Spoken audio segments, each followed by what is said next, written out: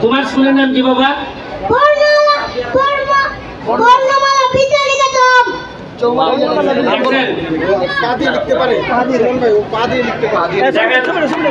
মানুষ অনেকে ভাবে তার দুইটা হাত নাই, অনেকে ভাবে যে আমরা মনে গরিব, আমরা পারবো না।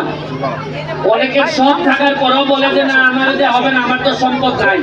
তাহলে তারে দিয়ে কিভাবে হয় বলেন? এর দেখলেও তো বোঝা উচিত যে কতটা স্বয়ং সম্পূর্ণ বিধাতা আমাদেরকে বানাইছে।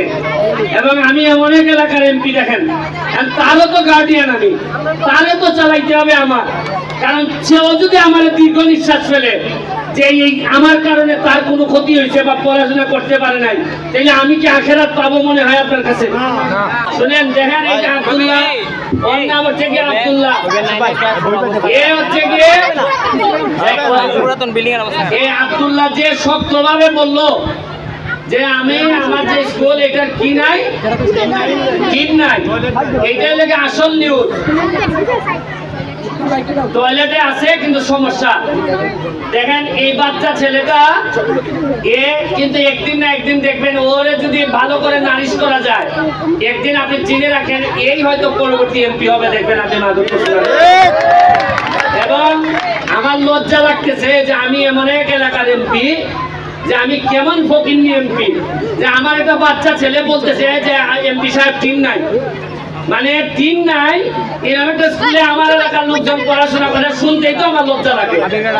খালি 5 তলা 10 তলা বিল্ডিং হইলে মানুষ ধনী হয় না, ধনী হইতে হয় মানুষের কলিজা দিয়া, যার কলিজা যত বড় সেই সবচেয়ে বেশি ধনী হয়।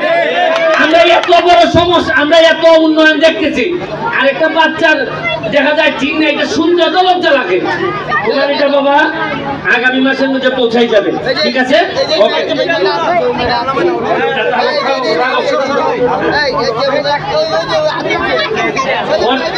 তোমার স্কুলের নাম কি?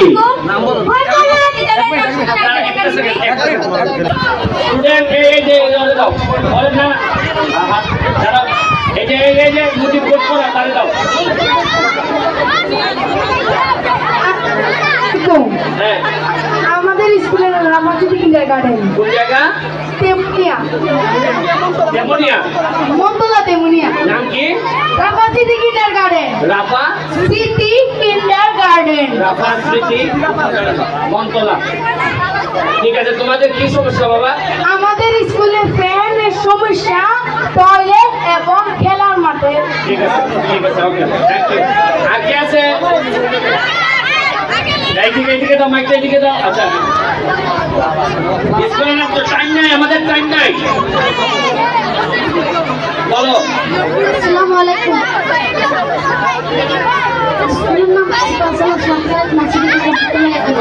কোথায় এটা বাবা? কাশিমনগর, মন্তলা কাশিমনগর। হ্যাঁ, এটাতে কি নাই বাবা? তিন নাই, বাথরুমের সমস্যা। পরে তুলে নিয়ে আসো, তো উপরে তুমি আসো, আসো বাবা।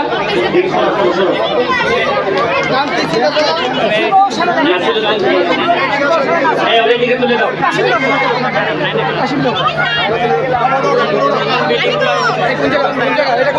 কি নাম? আমাদের বিদ্যালয়ে ব্রেঞ্চ আর ফ্যানের সমস্যা। কি নাম? নাম কি? সুজন আইডিয়াল। কোথায় এটা? কৃষ্ণনগর, কৃষ্ণপুর। শুনেন, এখন টাইম আমাদের কাছে নাই, আপনারা খাবেন, অনেকে নামাজে যাবে। কি বাবা? আচ্ছা আসো, আচ্ছা এবারে উপরে তুলে দাও। আস্তে আস্তে।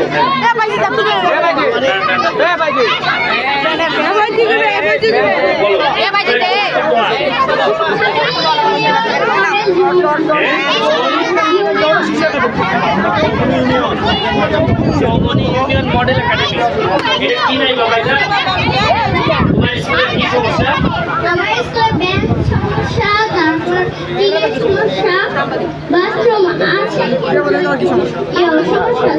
এই ব্যাংক তিন সমস্যা শুনেন, এমন এক দেশে আছি যে বাচ্চা নিজের বলতে হয় যে আমার এই সমস্যা। একটা বাচ্চা যদি বলে যে আমাদের বাথরুম সমস্যা আর মুখ দেখানো যায়, এই দেশে মুখ দেখানো কঠিন।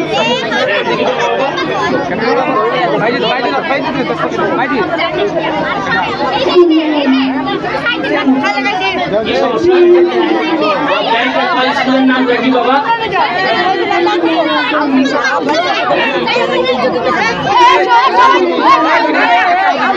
শুনেন আমি এখন আপনাদের জন্য উন্মুক্ত করে দিতেছি। শুনেন, এখন আর বলা লাগবে না। আপনারা মাধবপুরের যতগুলা কিন্ডারগার্টেন আছে, এইখানে যারা উপস্থিত আছেন তারা প্রতিটা কিন্ডারগার্টেন আলাদাভাবে আমি বরাবরে আপনারা একটা চিঠি লিখবেন। চিঠি লিখে আমাকে জানাবেন যে আপনাদের কি কি সমস্যা। আমি আলাদাভাবে তদন্ত করব, করে আপনাদের যা যা লাগে তা আমি আপনাদের কাছে পৌঁছাই যাব। এবং শুধু কিন্ডারগার্টেনের জন্য আমি 10 লাখ টাকা বরাদ্দ ঘোষণা করলাম, শুধু কিন্ডারগার্টেনের জন্য। আপনাদের টিন, কারো বাথরুম, কারো থেকে বেঞ্চি লাগে, বেঞ্চ লাগে, কারো থেকে আপনার ফ্যান লাগে, এগুলো আমি 10 লাখ টাকা বরাদ্দ করলাম। আর হচ্ছে গিয়ে 4.5 মাস হচ্ছে আমি এমপি হয়েছি। আমি এমপি হিসাবে আপনাদের কাছে ক্ষমা প্রার্থনা করতেছি যে রাষ্ট্র যে সুবিধা দেওয়ার কথা ছিল আপনাদেরকে, আমরা যে সুবিধা দিতে পারি না, এই জন্য আমি পুরা একজন এমপি হিসাবে আপনাদের কাছে ক্ষমা প্রার্থনা করতেছি যে এটা আমার দায়িত্ব, আমাদের দায়িত্ব। আমরা চেষ্টা করব আপনাদের প্রতি বছরই বিভিন্ন প্রোগ্রামে এসে আপনাদের পাশে দাঁড়ানোর চেষ্টা করব। আপনাদের কাছে দোয়া এবং শুভকামনা চেয়ে আজকে আমি তো বিদায় নিচ্ছি। বাচ্চাদেরকে পড়াশোনা করাবেন, পড়াশোনার জন্য যা লাগে আমি ব্যবস্থা করবো। শুনেন, আমি কোনো বড় পরিবার থেকে আসি নাই, আমি একেবারে সাধারণ পরিবার থেকে পড়াশোনা করে ব্যারিস্টার হয়ে আজকে আমি মাধবপুর সোনারঘাটের এমপি হয়েছি। আপনারা তো শুধু এক এলাকার এমপি বানাইছেন, কিন্তু সারা বাংলাদেশের মানুষ আমাকে বিশ্বাস করে, আমাকে নিয়ে স্বপ্ন দেখে। এই জন্য আমি আপনাদেরকে বলি, পড়াশোনাটা করেন, দেখবেন আমাদেরকে আর কেউ আটকে রাখতে পারবেন। আমি আপনাদেরকে কথা দিয়ে যাচ্ছি।